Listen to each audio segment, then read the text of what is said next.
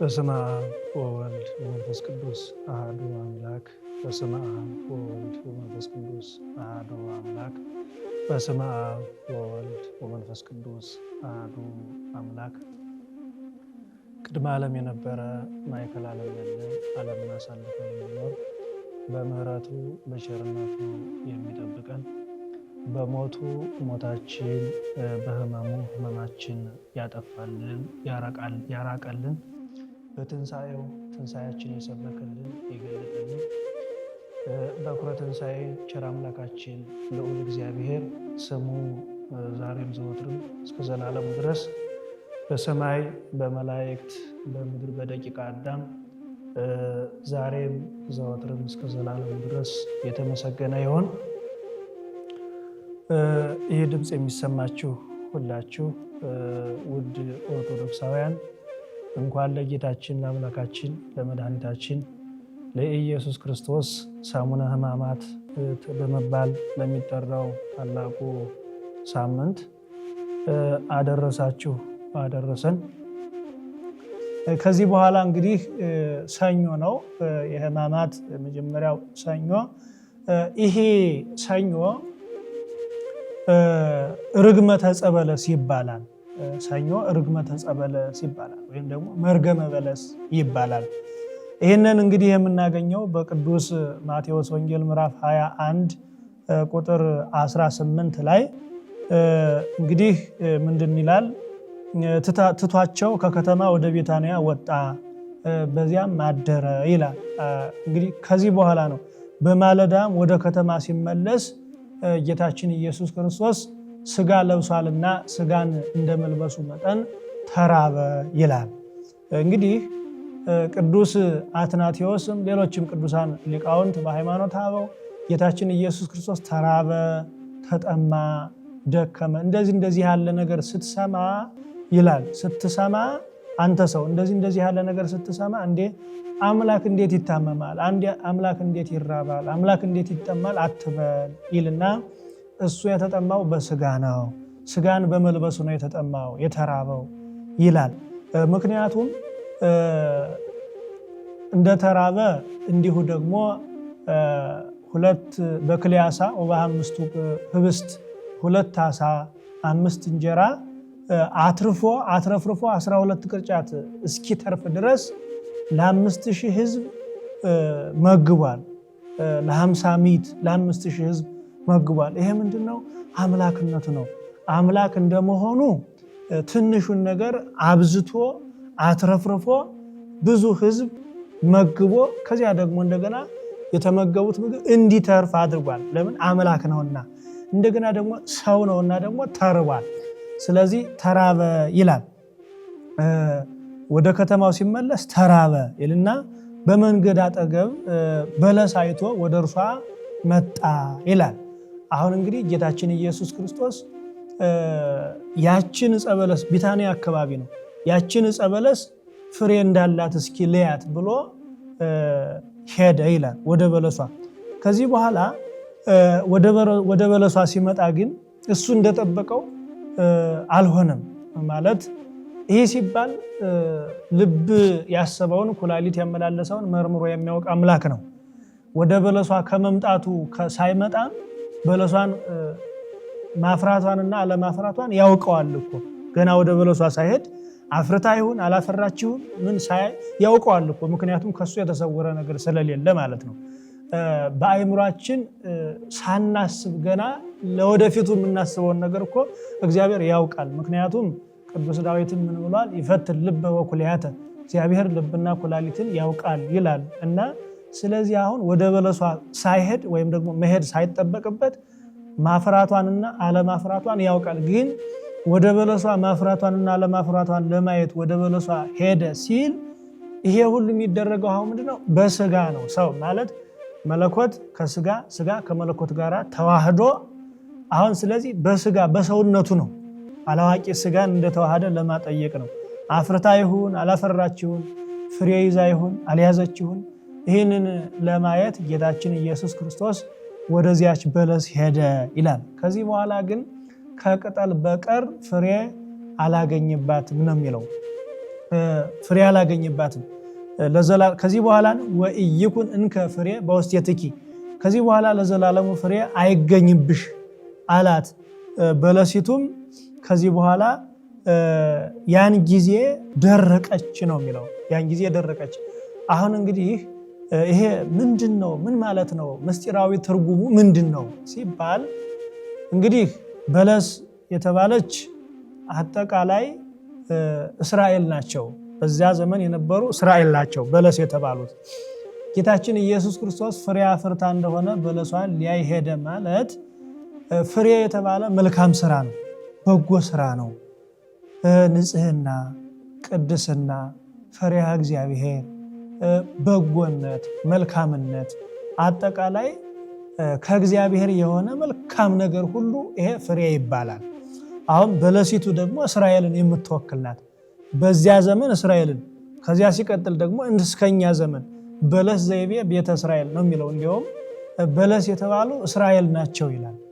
ጌታችን ኢየሱስ ክርስቶስ በለሲቱ አፍርታ እንደሆነ ብሎ ፍሬ እንዳላት ብሎ ወደ በለሲቱ ሄደ ማለት እግዚአብሔር የሰው ልጆች መልካም ፍሬ፣ በጎ ፍሬ ቅድም የዘረዘርኳቸውን እነ ትሕትና፣ እነ ንጽህና፣ እነ የዋህነት፣ ቅንነት፣ እነ ፍቅር፣ እነ ሰላም እነዚህ ነገሮች ሁሉ እንዳላቸው ብሎ ሰዎችን ልጆች ሊያይ ቢሄድ የሰው ልጆች ግን ይሄ ሁሉ አልነበረ። ቅጠል ብቻ ነበረች ማለት ሰው ብቻ ነበሩ ማለት ነው። ሰው ብቻ ነበሩ፣ ፍሬ የላቸውም። መልካምነት የለም፣ በጎነት የለም፣ ቅንነት የለም፣ ደግነት የለም፣ ትዕግስት የለም፣ ሰላም የለም፣ ፍቅር የለም። አጠቃላይ እኛ ኦርቶዶክሳውያን ልንሆን የሚገባንን ነገር አልሆኑም። ከሰው ልጆች መልካም ነገር አላገኝም ይላል። ከዚህ በኋላ ነው እንግዲህ ወኢይኩን እንከ ፍሬ በውስቴትኪ ከዚህ በኋላ ፍሬ አይገኝብሽ ብሎ ረገማት ሲል አባቶቻችን ምንድን ነው የሚሉት ሲተረጉሙ? የረገመ ምን በለስ ምኑ ይረገማል? አሁን በለስ አይሰማ አያይ ምን እንጨት ነው፣ ምኑን ይረገማል? አሁን ግን ጌታችን ኢየሱስ ክርስቶስ በለሲቱን ረገማት፣ ደርቃም ቀረች ማለቱ በአንጻረ በለስ ረገማ ለኃጢአት በለስን ረገማት ማለት ኃጢአትን አጠፋት ማለት ነው።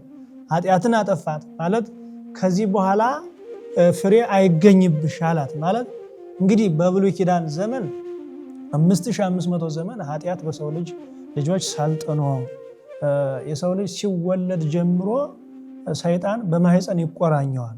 በማህፀን ይቆራኘውና ከዚያ በኋላ ሰውየው ከተወለደ በኋላ ኃጢአት ሲያሰራው በማህፀን የተቆራኘው ሰይጣን ኃጢአት ሲያሰራው ጣዖት ሲያስመልከው ይኖር ነበረ።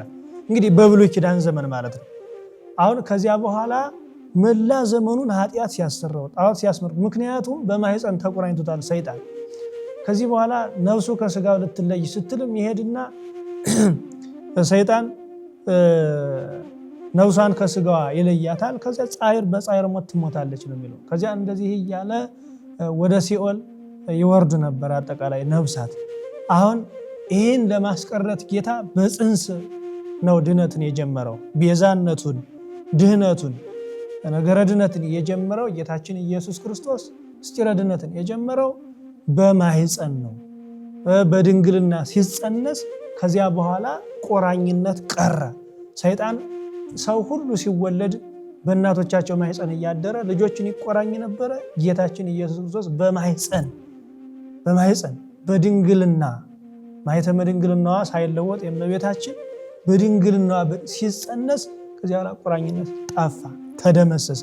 አሁን በለሲቱን ረገማት ማለት ይችን ኃጢአት ነው፣ ይችን ቁራኝነት ነው። ከዚህ በኋላ ይህ ቁራኝነት ይጥፋ፣ ይህ ቁራኝነት ፍዳ መርገም ይጥፋ። አሁን በቃ ዛሬ በሐዲስ ኪዳን እሱ ጠፍቶልናል ማለት ነው። ሰው ሲጸነስ በእናቱ ማህፀን ሰይጣን አይቆራኘው። ምክንያቱም በሐዲስ ኪዳን ክርስቶስ በማህፀን በድንግልና በድንግል ማርያም ማህፀን ተጸንሶ ያን ቆራኝነት ደምስሶታል፣ አጥፍቶታል። ስለዚህ ነው ከዚህ በኋላ ፍሬ አይገኝብሽ አላት ማለት ከዚህ በኋላ በሰው ልጆች አትሰልጥኝ ማለቱ ነበረ። አሁን ከዚህ በኋላ ደቀ መዛሙርቱ በጣም ተደነቁ፣ ተገረሙ። ማለት እንዴት ነው የተደነቁ? ጌታችን ወዲያው ይህችን ዕፀ በለስ ሲረግማት ወዲያው እንደረገማት በሰከንድ ደረቀች። ስትደርቅ በጣም አይሁድ ተደነቁ። እንዴት በዚህ ሰዓት በሰከንድ እንዴት ትደርቃለች በደቂቃ ብለው ተገረሙ። ምክንያቱም እነሱ ያሰቡት ወዲያው መድረቋን ነው እንጂ የጌታን ካህሊነቱን ብዙ እንትናሉ አልተረዱም። አሁን በለሲቱ ደረቀች። ኢየሱስ መልሶ እነሱ በበለሲቱ መድረቅ ሲደነቁ ሲገረሙ፣ ከዚያ በኋላ ጌታችን ኢየሱስ ክርስቶስ ምንድን አላቸው? እውነት እላችኋለሁ እምነት ቢኖራችሁ ባትጠራጠሩ በበለሲቱ እንደሆነባት ብቻ አታደርጉም። ነገር ግን ይህን ተራራ እንኳን ተነቅለህ ወደ ባሕር ተወርወር ብትሉት ይሆናል አላቸው። ምን ማለት ነው? ከዚህ በላይ እናንተ ለወደፊቱ ማለት ነው ለቅዱሳን ሐዋርያት ነው እንግዲህ ከዚህ በኋላ ይህን በለስ ማድረቅ ቀላል ነው። ከዚህ በላይ ግን ኃጢአትን እንድታደርቁ ኃጢአትን እንድትፈቱ እግዚአብሔር ይፍታ እንድትሉ ማለቱ ነበረ። ለቅዱሳን ሐዋርያት እንድትሉ ይህን ስልጣን እሰጣችኋለሁ። ዓለማውያን ነገስታት፣ ምድራውያን ነገስታት ሊፈቱት የማይቻላቸውን ማሰሪያ እንድትፈቱ ስልጣን እሰጣችኋለሁ አላቸው። ይህ ብቻ አይደለም። እምነት ቢኖራችሁ የሰናፍጭ ቅንጣት ታህል እምነት ቢኖራችሁ ይህን ዛፍ ተነቅለህ እዛ ማዶ ሄደ ተተከል ብትሉት ይታዘዝላችኋል ብሎ ጌታችን ኢየሱስ ክርስቶስ አስተምሯቸዋል። ስለዚህ የሰሙነ ሕማማት ሰኞ መርገመ ዕፀ በለስ የተረገመችበት ዕለት ተብሎ በቤተ ክርስቲያናችን ይሰበካል። እንግዲህ የዕፀ በለስ መረገም የተባለው ቅድም እንዳልኩት የኃጢአት መረገም ነው። ከዚህ በኋላ ኃጢአት ይቅር፣ ኃጢአት ይጥፋ ብሎ ኃጢአትን አስወገደ።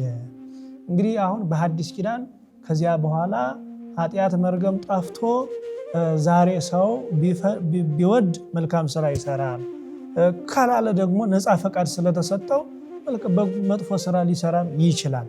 ነገር ግን በብሉይ ኪዳን ዘመን 5500 የፍዳ የመከራ ዘመን ሰው መልካም ቢሰራ በጎ ቢሰራ ሲኦል ከመግባት አይድንም ነበረ በብሉይ ኪዳን ዘመን። አሁን ግን በሐዲስ ኪዳን ያን መርገም ያን ፍዳ ያን ቁራኝነት አጥፍቶልን ዛሬ ሰው በጸለየው ጸሎት ባጠነው ማይጠንት ካህናት ባጠኑት ማይጠንት በሰውት መስዋዕት በሚቀደሰው ቅዳሴ ሰውም ደግሞ በሚገባው ንስሐ በምንጾመው ጾም በምናደርገው ምጽዋት በማንኛው መልካም ስራ ሁሉ እንጸድቃለን ማለት ነው። ይሄ ማለት ግን ይህ ብቻ ጸድቀናል ማለት አይደለም። ዋናውና መሰረቱ የክርስቶስ ቸርነት ከዚያ ላይ ተጨምሮ እንድንጸድቅ እንሆናለን ማለት ነው። ስለዚህ ሰኞ በዕፀ በለስ አንጻር ኃጢአትን የረገመበት ዕለት ነው ማለት ነው። እንግዲህ በተለየ መንገድ ደግሞ እስካሁን ከምናደርገው የቤተክርስቲያን አገልግሎት፣ ጸሎት፣ ስግደት በበለጠ መልኩ አብዝተን የምንጸልይበት፣ አብዝተን የምንሰግድበት፣ አብዝተን ደግሞ ምንድነው መልካም የምንሰራበት ጊዜ ነው ይሄ ሳምንት ማለት ነው። ምክንያቱም በዚህ ሳምንት እንግዲህ እኛ መልካም ስራ ብንሰራ፣ እኛ ብንጸልይ፣ ብንጾም፣ ብንሰግድ ራሳችን ለመጥቀም ነው። ምንም ሌላ ጥያቄ የለውም። ራሳችን ለመጥቀም። ክርስቶስ ግን በዚህ ሳምንት ያደረጋቸው ነገሮች ሁሉ የተቀበላቸው ጸዋትወ መከራዎች ለእሱ ሳይሆን ለእኛ ነው፣ ለእኔና ለእናንተ ነው ማለት ነው እያንዳንዱ። ስለዚህ አንተ ሁሉ መከራ ጸዋትወ መከራ የተቀበልከው ይህ ሁሉ ግፍ የተፈጸመብህ ለእኔ ብለህ ነው፣ እኔ ግን ይህን የማደርገው ለራሴ ብዬ ነው ብለን አስበን ከስካሁኑ በበለጠ መልኩ መስገድ፣ በብዛት መስገድ ይገባናል፣ ይጠበቅብናል ማለት ነው። ስብሐት ለእግዚአብሔር ወለወላዲቱ ድንግል ወለመስቀሉ ክቡር። ይቆየን። አሜን።